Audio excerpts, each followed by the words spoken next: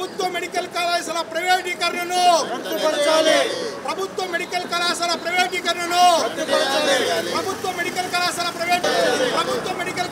ప్రైవేటీకరణను medical కాలేజీల ప్రైవేటీకరణ మీద రోజు కూడా ప్రజా తిరుగుబాటు అధికమవుతూ వస్తుంది. రాష్ట్రంలో వైఎస్ఆర్ కాంగ్రెస్ పార్టీ పెద్ద ఎత్తున గలమెత్తింది. దీనికి అనేక సంఘాలు కూడా సంఘీభావం కూడా తెలుపుతున్న పరిస్థితి ఉంది. తిరుపతిలో నేడు లాయర్ల ఆధ్వర్యంలో కోటి సంతకాల సేకరణ కూడా కార్యక్రమం నిర్వహిస్తున్నారు. మనం చూడవచ్చు ఇక్కడ అనేక మంది కూడా కోర్టు ముందు లాయర్లందరూ కూడా ఈ మెడికల్ కాలేజీలు ప్రైవేట్ పరం చేయడం మీద వ్యతిరేకంగా కోటి సంతకాల సేకరణ నిర్వహిస్తున్నారు. మరింత సమాచారం ఇక్కడ అనేక మంది ఉన్నారు, వాళ్ళని అడిగి మరింత సమాచారం తెలుసుకునే ప్రయత్నం చేస్తాం. చెప్పండి, అసలు ఈ మెడికల్ కాలేజీ ప్రైవేటీకరణ వల్ల ఎలాంటి నష్టం వస్తుంది, మీరు ఏ విధమైన కార్యక్రమం చేపట్టారు? మెడికల్ కాలేజీల ప్రైవేటీకరణ అనేది చాలా దారుణమైన విషయం. పేద విద్యార్థులకు వైద్య విద్య అందుబాటులోకి తేవాలనేసి జగన్మోహన్ రెడ్డి గారు కష్టపడి చరిత్రలో లేని విధంగా ఆంధ్రప్రదేశ్కి 17-18 మెడికల్ కళాశాలలు తెచ్చి దాంతో సగానికి సగం కంప్లీట్ చేసి మన పిల్లలు ఆంధ్రప్రదేశ్లో చదువుతున్న పిల్లలు బయట ఎక్కడా కూడా వెళ్ళకూడదు, వాళ్ళు చదువుకి ఇబ్బందిగా మెడికల్ కాలేజీలకు ఇబ్బంది ఉండకూడదని చెప్పేసి ఈ ప్రయోగం చేసి ఈ కాలేజీలు సక్సెస్ చేసే ఈ కూటమి ప్రభుత్వం వచ్చిన 18 నెలల కాలంలో ఈ ప్రభుత్వ మెడికల్ కాలేజీలను కళాశాలలను ప్రైవేటీకరణ చేయడానికి ముందుకొచ్చి వాళ్ళకి కావాల్సిన అన్యాయాలకు ఇవ్వడానికి ఈ యొక్క పీపీపీ పద్ధతి తీసుకురావడం జరిగింది. దీనివల్ల పేద విద్యార్థులు మెడికల్ కోర్స్ చదవాలనుకున్న మిడిల్ క్లాసు పేద విద్యార్థులు దరిద్ర పిల్లలైనా కూడా చాలా ఇబ్బంది పడే అవకాశం ఉంది. మనము విద్యా వ్యవస్థ కోల్పోయే పరిస్థితి ఉంది.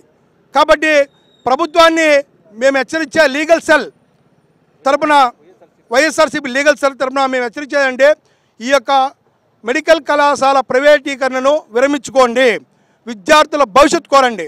మీరు ఎన్నో వాగ్దానాలు చేశారు, అన్నిటికీ తొంగలో తొక్కారు. అదేవిధంగా పిల్లకాయల జీవితాలతో ఆడుకోవద్దని చెప్పేసి YSR Congress party legal cell తరపున మేము ప్రభుత్వాన్ని నిలదీస్తున్నాం. ఇక్కడ లాయర్లు కూడా పెద్ద సంఖ్యలో ఈ ప్రైవేట్ కాలేజీల ప్రైవేట్ పరాన్ని వ్యతిరేకిస్తూ కూడా ఉన్నారు. చెప్పండి, అసలు ఈ ప్రైవేట్ కాలేజీలు ప్రైవేట్ పరం చేయడం వల్ల విద్యార్థులకి డాక్టర్ అవ్వాలనే కోరిక నెరవేరాలంటే ఎలా సాధ్యమవుతుంది? సార్, ఈ విద్యా వైద్యం అనేది ఎవరికైనా అవసరము. ఒకటేమంటే ఈ ఉచితాలు ఏవైనా మిస్యూజ్ ఎక్కడైనా జరగచ్చునేమో కానీ విద్యా వైద్యంలో ఎక్కడ జరగదు. వైఎస్ రాజశేఖర రెడ్డి గారి పీరియడ్ నుంచి కూడా విద్యా వైద్యానికి పెద్దపీట వేశారు. ఎందుకంటే ఎవరైనా కానీ ఆరోగ్యం బాగలేకుంటే వెళ్తారే కానీ ఏదో డబ్బులు వస్తాయని చెప్పి హాస్పిటల్లో చేరరు. అదేవిధంగా ఒక సంవత్సరం డబ్బులు వస్తాయని చెప్పి ఏ స్టూడెంటు కెరీర్ పాటు చేసుకోడు, టైం వేస్ట్ చేసుకోడు. కాబట్టి ఎక్కడైనా కానీ ఏ ప్రపంచంలో ఎక్కడైనా కానీ విద్యా వైద్యం ఉచితంగా ఇవ్వడం అనేది చాలా ఇంపార్టెంటు. ఏపీలో ఇండియాలో కూడా కానీ ఏపీలో అయినా కానివ్వండి విద్యా వైద్యానికి చాలా ఇంపార్టెన్స్ ఇచ్చి పూర్తిగా ఉచితంగా చేయడం అనేది మంచిదే. కానీ ఈ విధంగా ప్రైవేట్ పరంగా చేసి ఎవరికో మేలు చేయడం కోసము ఇవన్నిటిని కూడా ఆల్రెడీ స్టార్ట్ చేసినవి కూడా కంప్లీట్ చేయకుండా పోయి ఉచిత పేద విద్యార్థులను కింద నుంచి అయితే 10th క్లాస్ వరకు అయితే పూర్తి ఉచిత ఇవ్వాలి. ఇక్కడైతే ఏదో మినిమంతో గవర్నమెంట్ కాలేజీలు అయితే ఏమైంది మినిమం ఫీజులతో తీసుకొని గవర్నమెంట్ కాలేజీల్లో జరుపుతారు. కానీ ఈ ప్రైవేట్ వాళ్ళకి ఇచ్చేసి వాళ్ళ దగ్గర డబ్బులు తీసుకొని వాళ్ళు పెద్దవాళ్ళని చేయడం కోసం అసలు పేద విద్యార్థులు ఎవరికి కూడా ఖచ్చితంగా వైద్య విద్య అనేది అందుబాటులో లేకుండా చేయడం అనేది ముఖ్య ఉద్దేశంగా ఈ ప్రభుత్వానికి ఉంది. కాబట్టి అది పూర్తిగా మీరు డ్రాప్ చేసుకొని ఈ వైద్య కళాశాలలను ఇలానే కంటిన్యూ చేయాలి. దాదాపు 20 వైద్య కళాశాలలు ఉన్నాయి, అవి గవర్నమెంట్ అట్లే చేయాలని చెప్పి మా వైఎస్ఆర్సీపీ లీగల్ సెల్ తరఫున Narahareddy Tirupati YSRCP state legal cell vice president చెప్తున్నాను. ఇంకా మరింతమంది ఉన్నారు. చెప్పండి, అసలు ఈ ప్రైవేట్ కాలేజీలు ప్రైవేట్ పరం చేస్తున్నారు, న్యాయశాఖ పరంగా దీన్ని మీరు ఏ విధంగా ఎదుర్కొనే పరిస్థితి? ఇవాళ ఈ యొక్క కూటమి ప్రభుత్వం తీసుకున్నటువంటి నిర్ణయాలన్నీ మేము ఖండిస్తున్నాము. భారత రాజ్యాంగం అంబేద్కర్ రాసినప్పుడు భారత రాజ్యాంగం డాక్టర్ బిఆర్ అంబేద్కర్ రాసినటువంటి రాజ్యాంగంలో వైద్యం విద్య న్యాయం అనేది బ్రహ్మాండంగా ఆయన భారత రాజ్యాంగంలో పొందుపరచడం జరిగింది. ఈ భారత రాజ్యాంగంలో ఉన్నటువంటి అన్ని ఫలాలు కూడా ప్రతి ఒక్కరికి ఒక పేద విద్యార్థికి అందాలనే ఉద్దేశంతోనే ఆ రోజు మా 1950లో అయిన భారత రాజ్యాంగం అంటే రాయడం జరిగింది. ఈరోజు కొంతమంది రాజకీయ నాయకులు స్వార్థ ప్రయోజనం కోసం పీపీ విధానాన్ని పెట్టి ఈరోజు మెడికల్ కాలేజీలను ప్రైవేటీకరణ చేస్తూ అంటే నిరుపేదరికంలో పుట్టినటువంటి పేదవాడు వైద్యాన్ని అందకూడదనే ఉద్దేశంతో కొంతమంది రాజకీయ నాయకులు దీన్ని వాడుకుంటున్నారు. ఈరోజు జగన్మోహన్ రెడ్డి తీసినటువంటి పాలసీ మెడికల్ కాలేజ్ పాలసీని ఇది అబద్ధం కాదు. చూడండి, ఒకసారి చూడండి. మెడికల్ కాలేజ్ అంటే దగ్గర దగ్గర 17 మెడికల్ కాలేజ్ ఆయన సెంట్రల్ గవర్నమెంట్లో ఒప్పించి ఆయన జీవో తీసుకొని వచ్చి ప్రతి ఒక్క విద్యార్థి చదువుకునే విద్యార్థి ఒక గవర్నమెంట్ ఒక డాక్టర్ కావాలనే ఉద్దేశంతో ఆయన ఆకాంక్షపడి ఎంతోమంది పేద విద్యార్థులకు ఆయన అందించినటువంటి విద్యాన్ని అంటే అదేవిధంగా విద్యా వైద్యం కొంతమంది రాజకీయ నాయకులు స్వార్థం కోసం ఈరోజు వాడుకుంటున్నారు. ఈరోజు మీరు చూడండి, అదేవిధంగా విజయనగరము, రాజమండ్రి, ఏలూరు, తర్వాత పాడేరు, పులివెందుల, పిడుగురాళ్ళు ఇవన్నీ వాస్తవం ఇవన్నీ. కాబట్టి పీపీపీ విధానాన్ని వైఎస్ఆర్సీపీ తరఫున తిరుపతి లాయర్లందరూ కూడా మేము ఖండిస్తున్నాము.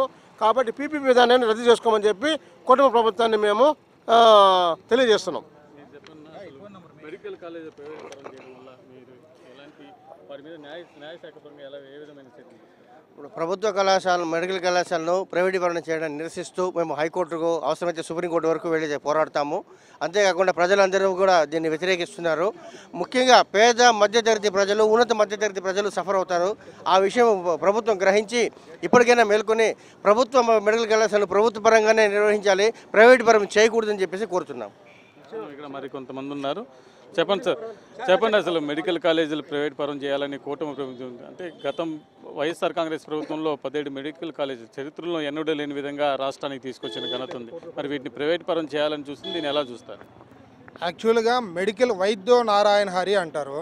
ఇక్కడ వైద్యో నారాయణ హరి అనేటువంటి దాన్ని పక్కన పెడితే కూడా దేశవ్యాప్తంగా కూడా 108 రాజశేఖర రెడ్డి గారు ప్రవేశపెట్టినటువంటి ఈ బడుగు బలహీన వర్గాలైతేనేమి, పేద విద్యార్థులకైతేనేమి ఉచితమైనటువంటి చదువు అందించాలనేటువంటి ఉద్దేశంతో ఈ మహోత్తరమైనటువంటి కార్యక్రమాన్ని చేపట్టినటువంటి జగన్మోహన్ రెడ్డి గారిని ఈ యొక్క మెడికల్ కాలేజీలు అన్నింటినీ కూడా కంప్లీట్గా ప్రైవేటీకరణ చేస్తే ఈ పేద విద్యార్థులు ఏ విధంగా చదువుకుంటారు, ఏ విధంగా ముందరికి వస్తుంది, డెవలప్మెంట్ అనేది ఎక్కడ ఉంటుంది?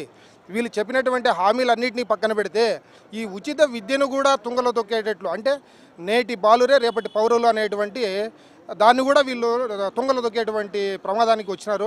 ఈ మెడికల్ కాలేజీలను మాత్రం ప్రైవేటీకరణ చేయడం అనేది ఎవరికి కూడా ఇష్టం లేదు.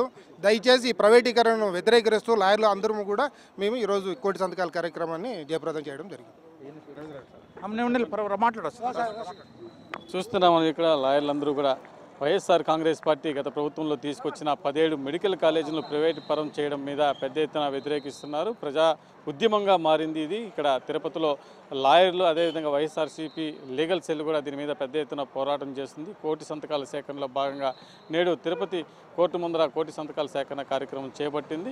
ఎట్టి పరిస్థితుల్లోనూ ఈ మెడికల్ కాలేజీలను ప్రైవేట్ పరం చేయడం అనే అంశాన్ని మేము పెద్ద ఎత్తున ఎదుర్కొంటాం. అవసరమైతే హైకోర్టు నుంచి సుప్రీం కోర్టు వరకు కూడా వెళ్ళి ఇలాంటి వాటి మీద పెద్ద ఎత్తున పోరాటం చేస్తామని కూడా హెచ్చరిస్తున్న పరిస్థితి ఉంది. ఇదే జర్నలిస్ట్ ముఖేష్తో ప్రసాద్, సాక్షి టీవీ, తిరుపతి.